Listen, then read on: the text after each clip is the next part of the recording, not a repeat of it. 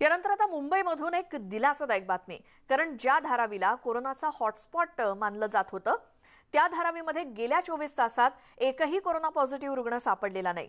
कोरोनाच्या पहिल्या लाटेत 25 डिसेंबरला धारावीमध्ये एकही रुग्ण सापडलेला नव्हता आणि आता दुसऱ्या लाटेत पहिल्यांदा गेल्या 24 तासात धारावीतील रुग्णसंख्या शून्यावर आली आहे। तसंच दादरमध्ये 3 आणि माहीममध्ये केवळ 6 रुग्णांची भर पडली आहे। त्यामुळे मुंबईकरांना मोठा दिलासा मिळालाय असंच म्हणावं लागेल।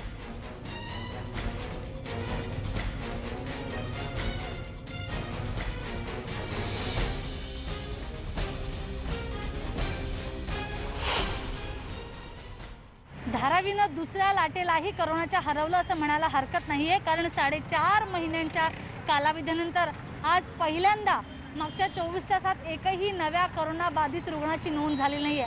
अगदी बरोबर ऐकलं, धारावीचा हा अतिदाटी असलेला हा भाग इथल्या साधारणतः पहिल्या लाटेमध्ये काय चित्र होतं आपल्याला सगळ्यांना माहिती आहे, पण या दुसऱ्या लाटेमध्ये जेव्हा पेशंट्स वाढू लागले फेब्रुवारी नंतर, त्यानंतर आज पहिल्यांदा एकही नवा रुग्ण धारावीत सापडलेला नाहीये।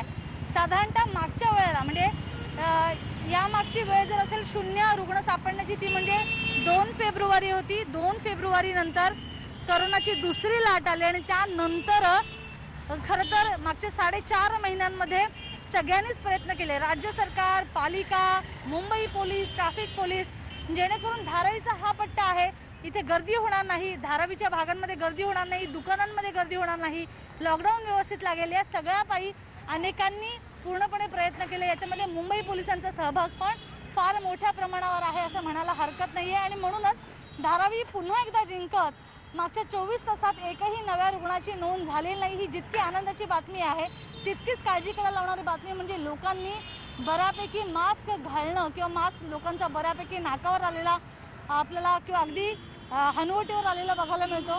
बऱ्यापैकी लोकांनी मास्क घालणं सोडून दिलेलं आहे, ही चिंतेची बाब आहे। प्रवीण शेट्टीसह स्वाती लोखंडे, न्यूज 18 लोकमत, मुंबई। आपल्यासोबत मुंबईच्या महापौर किशोरीताई पेडणेकर आहेत।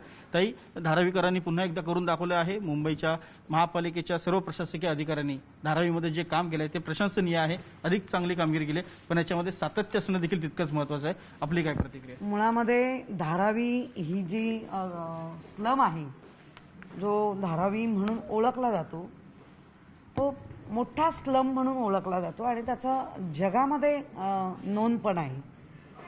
आणि अशा धारावीमध्ये ज्याच्यामध्ये प्रत्येक व्यक्ती ह्याने किती बाय कितीमध्ये राहायला पाहिजे ते सगळे निकष मोडीत काढून दाटीवाटीने धारावीकर राहतात। परंतु धारावीकरांच्या कोरोना जो सुरू झाला त्या प्रत्येकाच्या मनामध्ये होतं, अरे धारावीत जर कोरोना घुसला म्हणजे हा विषाणू तर काय होईल, अशा कल्पनेनेच आपण घाबरत होतो। आणि एक दिवस धारावीच्या याच्यामध्ये ते आलंच संकट, पण त्या संकटाला तिथे असलेले महानगरपालिकेचे अधिकारी, ज्याच्यामध्ये आमचा हर हुन्नर जो अतिशय चांगलं काम करणारा किरण दिगावकर म्हणून आमचा वॉर्ड ऑफिसर आहे, त्यांनी घेतलेली, सगळ्यांनी मिळून घेतलेली ती मेहनत, तिथे असलेली पोलीसची यंत्रणा, तिथे असलेली महानगरपालिकेचे आयुक्त, पहिला जर त्यांनी वॉक कुठे केला असेल तर तो धारावीत केला। त्यामुळे मला धारावीकरांचं खरंच कौतुक वाटतं।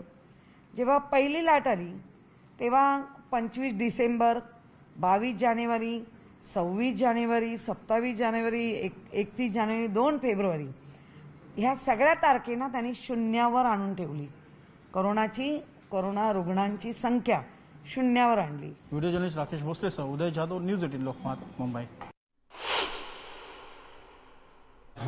नॉर्मली हमने एक 60 और 40 का रेशियो रखा था कि 60% हम RT-PCR टेस्ट करते थे, और इवन इफ अगर एंटीजन में पॉजिटिव आया तो उसकी RT-PCR टेस्ट कंपलसरी किया करते थे। तो इसलिए वो चीज़ मतलब जैसे उसको क्वारंटाइन कर लिया तो उसको RT-PCR टेस्ट होती थी, तो जिसकी वजह से डिटेक्शन काफ़ी फास्ट हुआ। और ये aggressive testing, fever camps, screening, door to door screening, इन सब चीज़ों की वजह से हमें जल्दी जल्दी लोग मिलते गए और जल्दी ट्रीटमेंट होने की वजह से जल्दी डिस्चार्ज हुआ। पुढची बातमी आहे मुंबई महानगरपालिकेकडून लसीकरणासंदर्भात नवीन मार्गदर्शक तत्व जारी करण्यात आली आहेत. लसीकरण केंद्राच्या ठिकाणी राजकीय फलक, पोस्टर्स, बॅनर्स, होर्डिंग्स लावण्यास मनाई असणार आहे. खासगी लसीकरण केंद्रांनी औद्योगिक संस्था आणि गृहसंकुलामध्ये लसीकरण करण्यापूर्वी सामंजस्य करार करणं अनिवार्य असणार आहे. या करारामध्ये खासगी लसीकरण केंद्रामार्फत उपलब्ध असलेले वैद्यकीय कर्मचारी, आपत्कालीन परिस्थितीत रुग्णवाहिकेची उपलब्धता इत्यादी संदर्भात स्पष्टपणे उल्लेख असणं आवश्यक असल्याचे आदेश महानगरपालिकेच्या आयुक्तांनी काढले.